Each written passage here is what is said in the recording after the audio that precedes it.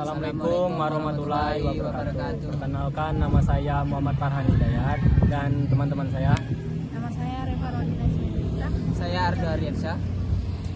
Di bab 4 ini saya akan menjelaskan mengenai siklus akuntansi di periode akhir yang berfokus pada penyesuaian neraca saldo setelah penyesuaian, penyusunan laporan keuangan, jurnal penutup, neraca saldo setelah penutupan, dan jurnal kembali.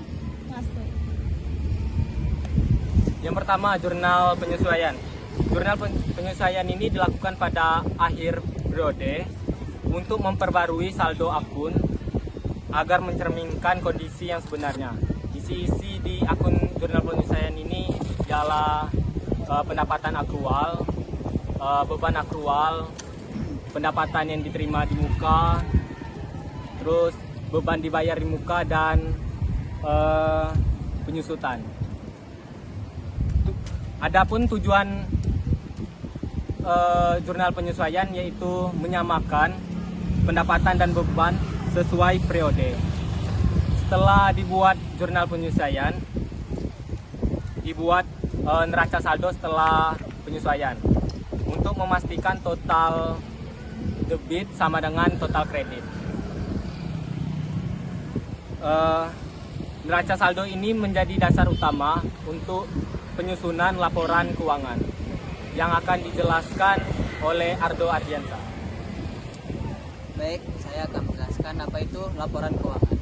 Yang dimaksud dengan laporan keuangan adalah dokumen resmi yang disusun oleh perusahaan pada akhir periode akuntansi yang berisi data keuangan terukur dan telah melalui proses pencatatan, pengelolaan, dan pelaporan. Isi laporan keuangan menunjukkan berapa aset yang dimiliki, berapa utang, berapa modal, berapa pendapatan, dan berapa biaya. Dengan kata lain, laporan keuangan adalah bentuk pertanggungjawaban perusahaan atas penggunaan sumber daya keuangan selama periode tertentu.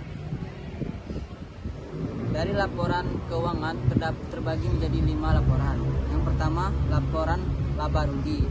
Yang dimaksud dengan laporan laba rugi adalah laporan yang berisi pendapatan dan beban perusahaan selama satu periode untuk mengetahui perusahaan tersebut memperoleh untung atau rugi. Dari isi laporan laba rugi terdapat pendapatan, harga pokok penjualan, beban operasional, pendapat beban lain-lain, dan pajak dan laba bersih. Tujuannya adalah untuk menilai kinerja keuangan perusahaan dalam menghasilkan keuntungan. Yang kedua adalah laporan neraca. Laporan neraca menunjukkan informasi posisi keuangan perusahaan pada suatu tanggal tertentu, biasanya pada akhir periode. Komponen keterangannya adalah aset kekayaan perusahaan, yaitu kas, piutang, persediaan, tanah, dan bangunan. Liabilitas kewajiban. Rumus dasar neraca adalah aset sama dengan liabilitas plus ekuitas. Tujuannya adalah untuk menilai kekuatan dan stabilitas keuangan perusahaan. Dan yang ketiga adalah laporan perubahan ekuitas. Laporan ini menunjukkan perubahan modal pemilik selama periode akuntansi. Isi laporan perubahan ekuitas awal periode, tambahan modal dari pemilik, laba bersih tahun berjalan dari laporan laba rugi, dividen atau penarikan pribadi. Tujuannya adalah untuk menjelaskan kenapa modal perusahaan meningkat atau menurun selama periode tersebut. Dan yang keempat adalah laporan arus kas. Laporan arus kas adalah untuk menggambarkan pergerakan kas masuk dan kas keluar selama periode tertentu, bukan laba tetapi aliran uang sesungguhnya. Arus kas dibagi menjadi 3 aktivitas. Yang pertama, operasi. Contohnya adalah penerimaan dari pelanggan, pembayaran gaji, pembayaran beban. Yang kedua adalah investasi. Contohnya adalah pembelian atau penjualan aset tetap. Dan yang ketiga adalah pendanaan. Contohnya adalah pinjaman bank dan pembayaran dividen. Tujuan dari laporan arus kas adalah untuk menilai kemampuan perusahaan menghasilkan kas, membayar utang, dan mendanai operasi. Dan yang terakhir adalah catatan atas laporan keuangan. Ini adalah penjelasan tambahan yang menyertai keempat laporan keuangan lainnya agar pengguna memahami angka secara detail. Tujuannya adalah untuk menambah kejelasan, transparansi, dan memastikan laporan dapat dipahami dengan benar. Di sini saya akan menjelaskan tentang jurnal penutup. Penutup adalah tahap untuk menutup akun-akun sementara pada akhir periode akuntansi agar saldo tersebut menjadi nol di periode berikutnya.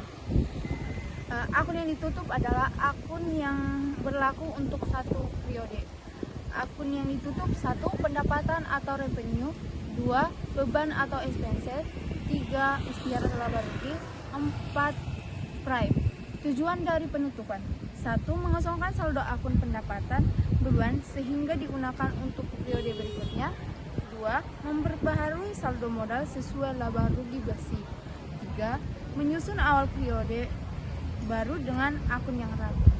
Selanjutnya, saya di sini akan menjelaskan neraca saldo setelah penutupan. Neraca saldo setelah penutupan adalah daftar saldo akun setelah jurnal penutup dibuat dan diposting.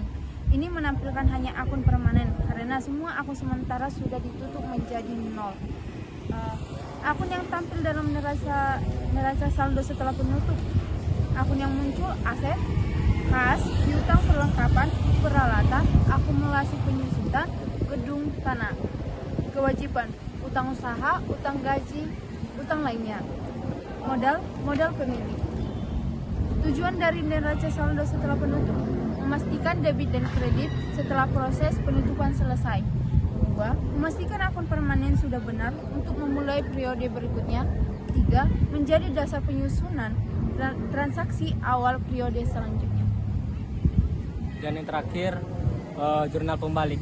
Jurnal pembalik ini biasanya digunakan pada periode awal untuk mempermudah transaksi berikutnya. Adapun isi di metode jurnal pembalik ini beban akrual, pendapatan akrual, dan beberapa pembayaran sewa. Sekian dari materi kami. Kami ucapkan wassalamualaikum warahmatullahi wabarakatuh.